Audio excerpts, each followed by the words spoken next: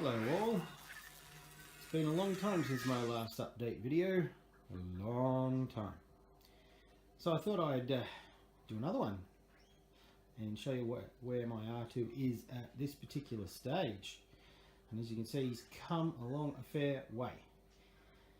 So I'm just going to run through a lot of the more techie upgrades that I've done since the last video, and then also show a couple of very low tech upgrades, low grades. I don't know what you call it, something improvements, temporaries.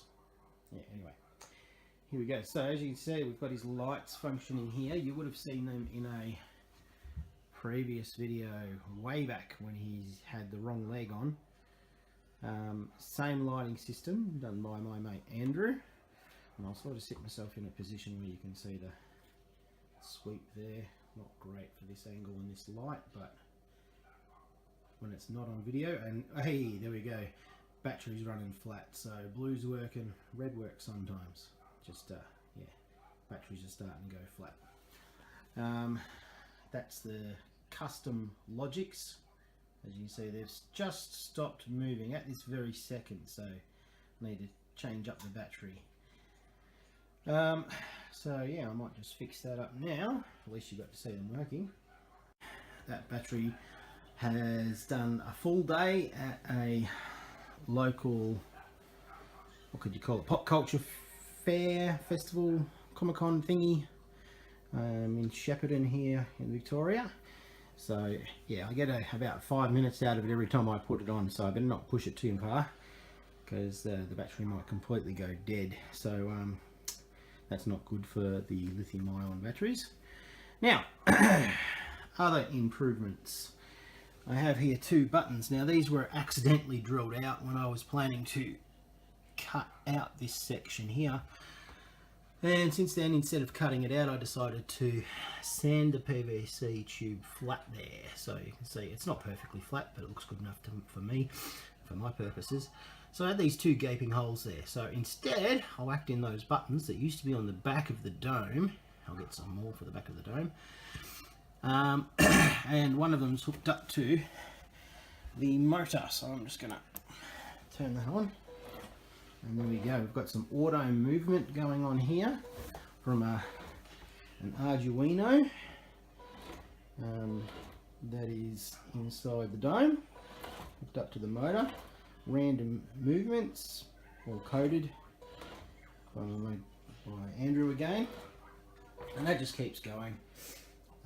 I've also got it hooked up to remote control so that I can actually do some decent puppetry with it, make him react properly to certain sounds and interactions with people. I've also got sound hooked up. Now it's simply a Bluetooth system, so I'll just get that going now.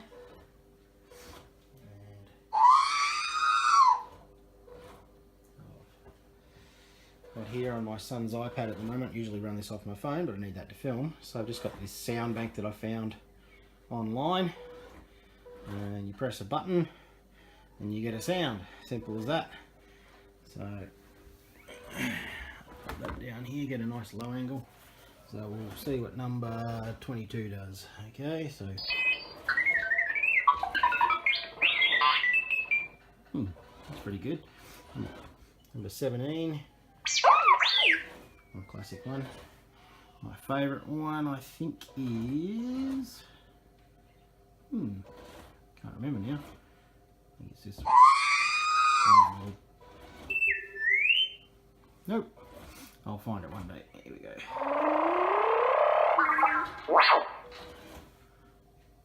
Let's see. Anyways, all right, I'll turn that off. Now, since you last saw R2, I've 3D printed this front foot. Now it's only in really raw stages now. I painted it up as quick as possible because I needed to get the thing ready for this Shepparton Nerd Mania. And yeah, it's a very basic print. I don't think it's actually the right spec or anything, but for a shell it worked, you know, it served its purpose. I gave some friction welding a go. So that line running down the middle there is welded together with a piece of filament from my 3D printer running in a Dremel. Very short, if you have it too long it buckles. But you run it down the line there and it welds the bits together, and so that's 4 pieces there. There's another weld that runs along the side there, and 2 more in the equivalent places around it. Unfortunately there's a bit of a crack there, but that's okay. This one was just a temporary measure. Working on the feet properly at the moment. These feet here, they're a real hodgepodge. They are a mixture of all sorts of weird and wonderful things. The main part of the shell is core flute, so that's basically plastic corrugated cardboard. Then the what do you call it, the half moon there, that's a 3D print that failed. It's really crunchy and yeah, I needed to really clean my nozzle out. I set it to go, came back, and it had completed, and it was, yeah, crunchy. So you squish it in your fingers and it makes crackly crunchy noises, so needed to give the nozzle a really good clean out. And the little panel details on there, that's just hips that I cut by hand, and the whole thing's pretty much held together with sticky tape, and I've drawn on some details with the silver Sharpie. So, I mean, at first glance it looks good. The battery boxes, they're made out of hips, and the curved parts are PVC pipe, and made a little access panel door there. They came up really well. I was really happy with those, considering that they were, you know, I didn't follow any plans. I just totally scratch built that one for myself. And yeah, so they're a bit dusty on top at the moment. What else? I reprinted these ankle details with a screw hole in them. Once again, trying to rush it to get as finished looking as possible for the thing. I'll redo those. What else? The front details there, I think they're called clips or something for the front of the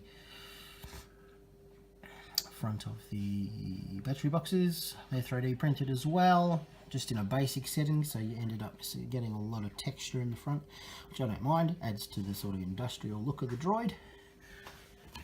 And that's pretty much where I'm at the moment.